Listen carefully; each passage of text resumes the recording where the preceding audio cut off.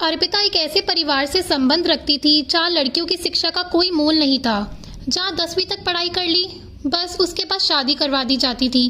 पर अर्पिता के माता पिता ने उसे बड़े प्यार के साथ पाला और अपने घर परिवार मोहल्ले वालों से लड़ झगड़ कर अर्पिता को कॉलेज पढ़ने भेजा।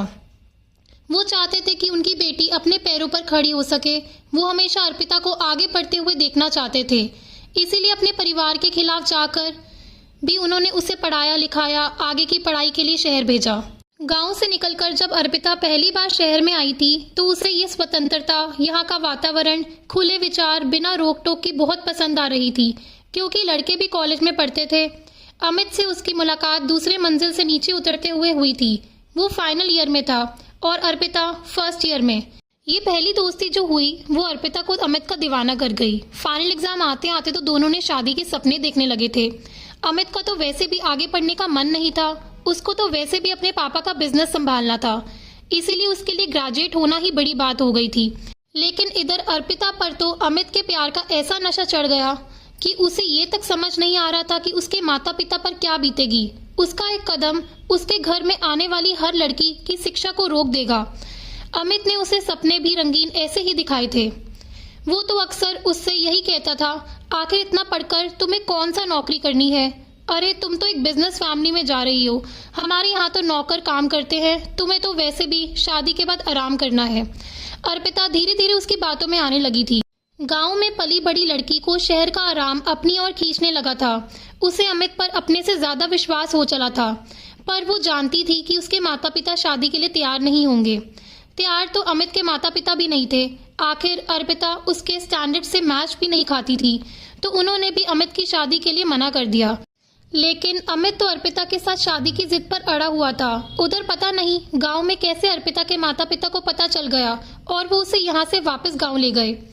एक रात अर्पिता सबको नींद में सोते हुए छोड़कर गांव से भाग गई, पर गांव से आने के लिए उसके पास पैसे नहीं थे, तो आते समय अपनी माँ की अलमारी में से सोने के गहने और पैसे चुरा लिए थे। अमित तो उससे शादी करने के लिए वैसे भी तैयार था, तो दोनों ने मंदिर में जाकर शादी कर ली। पर अमित के माता पिता ने तो शुरू में उन्हें अपनाने से इनकार कर दिया, तो उन्होंने सोने के गहनों को बेचकर उन्होंने अपने रहने खाने पीने की व्यवस्था की।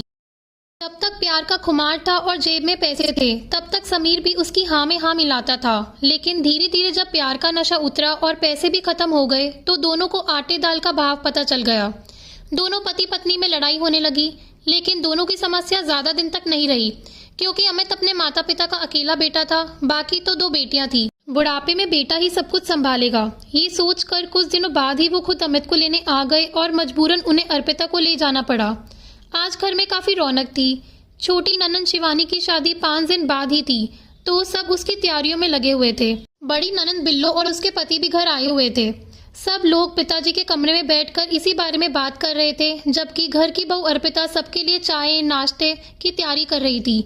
जैसे ही चाय नाश्ता तैयार हुआ, वो सबका चाय नाश्ता लेकर उनके कमरे में गई, लेकिन उसके कमरे में प्रवेश करते ही सब लोग नाराज होने लगे।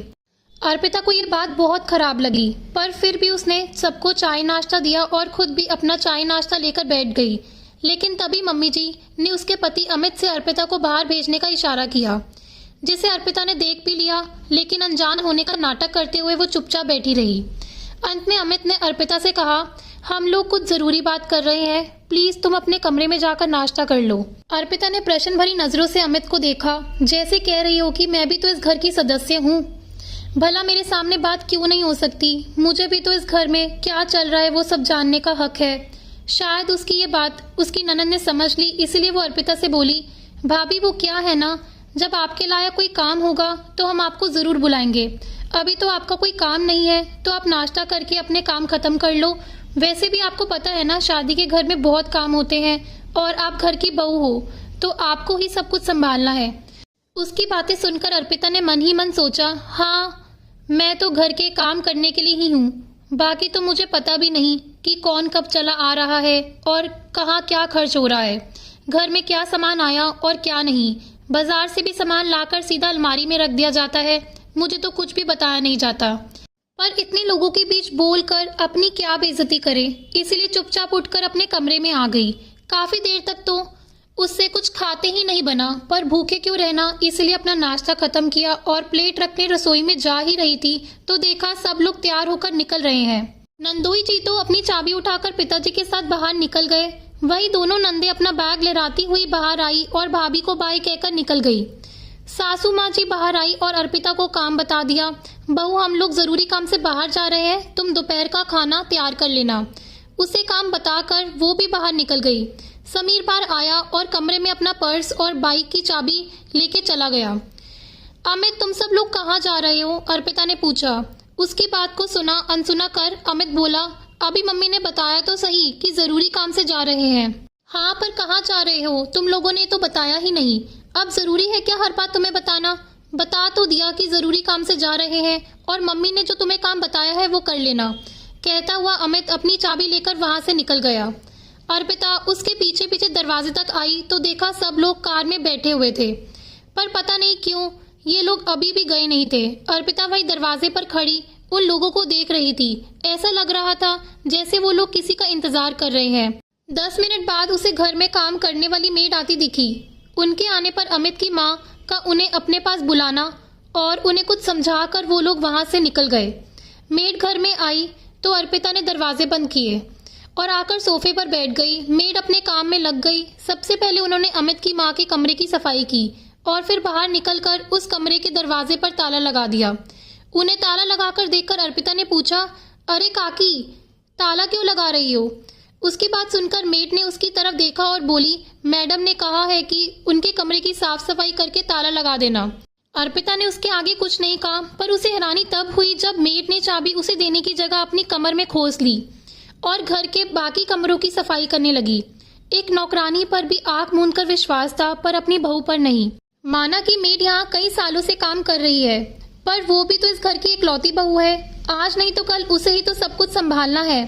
खैर, अर्पिता ने देखा कि जैसे जैसे मेड सफाई करती जा रही थी वैसे वैसे सब कमरों पर ताला लगाती जा रही थी।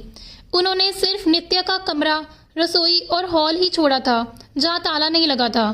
काकी, आप तो जा रही हो, अब सारे कमरों को ताला लगा दिया है तो चाबी भी दे दो, नहीं तो जब वो लोग आएंगे तो दरवाजा कैसे खोलेंगे? उसकी बात सुनकर मेड बोली, माफ करना बहू रानी, पर मेम साहब ने मना किया है आपको चाबी देने से। उन्होंने कहा है कि ताला लगाकर चाबी पड़ोस वाली तिवारी जी को दे जाना।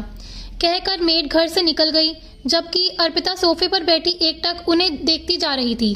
अर्पिता ने कहाँ ऐसे सपने देखे थे कि बहुत खुशहाल जीवन जिएगी, उसका पहला प्यार उसको मिल गया है, पर अब ससुराल वालों से पाला पड़ रहा था कि कहाँ तो घर में नौकर चाकर काम करते थे, अब ले देकर एक मेड ही रह गई थी जो सिर्फ घर की साफ सफाई के लिए आती थी। बाकी रसोई का सारा काम अर्पिता के हिस्से में डाल दिया गया। अब तो अमित भी पूरी तरह से अपने माता पिता के कहे में रहता था। अर्पिता के हिस्से सिर्फ जिम्मेदारियां आई थी, उसे कोई अधिकार नहीं दिया गया था।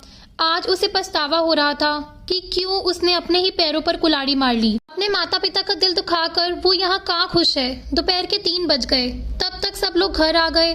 अमित पड़ोस वाली आंटी जी से चाबी लेकर आए। हमेशा की तरह सारा सामान सीधा सासू माँ के कमरे में गया। अभी सब लोग सामान के साथ सासू माँ के कमरे में ही थे कि अर्पिता उन लोगों को खाने के लिए बुलाने आई। उस समय छोटी ननंद अपने सोने के गहने पहनकर दिखा रही थी, जिसकी शॉपिंग शायद आज ही की गई थी। एकदम से अर्पिता को वहां देखकर उसने फटाफट ज्वेलरी निकालकर बैग में रख दी। वही सासू माँ ने अर्पिता को देखकर गुस्से में बोला, बहू, तुम्हें बिल्कुल तमीज नहीं है कि किसी के कमरे में कैसे जाया जाता है? तुम यहाँ मेरे कमरे में क्या कर रही हो? अचानक सासू माँ के सवाल से हड़बड़ाती हुई अर्पिता बोली, जी मैं दरअसल आपको खाने के लिए बुलाने आई थी। उसकी बात सुनकर अमित नाराज होकर बोला, खाना क्या भाग कर जा रहा था? आकर खा तो रहे थे, यूं एकदम से मम्मी के कमरे में आने की हिम्मत कैसी हुई? अमित ने जिस तरीके से दुत्कारते हुए अर्पिता से कहा, उसे अर्पिता बिल्कुल बर्दाश्त नहीं कर पाई। उसकी आंखों में आंसू आ गए और वो बोली, ये आप मुझसे किस तरह से बात कर रहे हैं? मैं भी तो इसी घर की सदस्य हूँ, मैं भला इस कमरे में क्यों नहीं आ सकती? नहीं आ सकती तुम मेरे कमरे में, मुझे नहीं पसंद है तुम्हारा यहाँ आना। यहाँ सारे कीमती सामान रखे होते हैं। अचानक से सासू माँ बोली। उनकी बात सुनकर अर्पिता को ऐसा लगा जैसे कोई उस पर चोरी का इल्जाम लगा रहा हो। आपको मुझसे ज्यादा मेड पर विश्वास है, जबकि मैं आपके घर की बहू हूँ। मैं घर में मौजूद थी, फिर भी आपने मेड से कमरों में ताला लगवाया और चाबी आंटी के घर पर दे दी। आपको मुझ पर रत्ती भर भी भरोसा नहीं है माँ जी? अर्पिता बोली। हाँ नहीं है मुझे तुझ पर भरोसा, भला हम तुझ पर भरोसा क्यों करें? अरे जो अपने माँ बाप की नहीं हुई वो हमारी क्या होगी? तू तो तेरी ही माँ के गहने चुरा के भागी थी ना, याद है कि भूल गई? फिर तेरा क्या भरोसा हो कि तू हमारे गहने नहीं चुराएगी? यह सुनकर अर्पिता बिल्कुल हैरान रह गई। उसे ऐसा लगा जैसे किसी ने आईने के सामने खड़ा कर उसे शर्मिंदा कर दिया हो।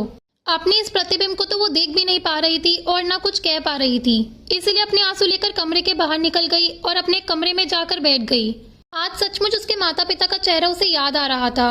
उनके विश्वास को तोड़कर आज जो कुछ उसे मिल रहा था शायद वो उसी के लायक थी। दोस्तों, अगर आपको ये कहानी पसंद आई हो तो प्लीज लाइक करना और चैनल को सब्सक्राइब करना। धन्यवाद।